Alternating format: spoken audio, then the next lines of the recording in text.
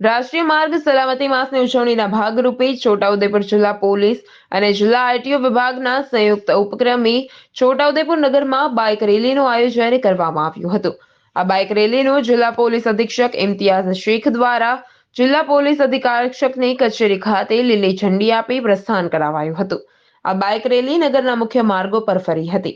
આ bike rally કાઢવાનો મુખ્ય હેતુ લોકોમાં ટ્રાફિકના નિયમોની જાગૃતિ આવે તેના માટે કાઢવામાં આવી હતી, જેમાં જિલ્લા પોલીસ વિભાગ તેમજ આરટીઓ વિભાગના અધિકારીઓ ઉપસ્થિત રહ્યા હતા।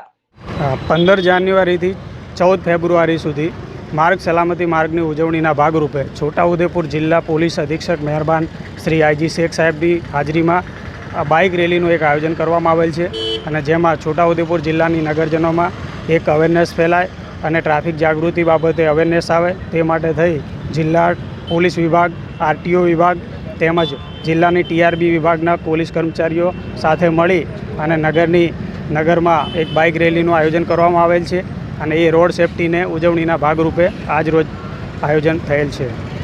Rehan Patel, GTV news, Chhota Udepur.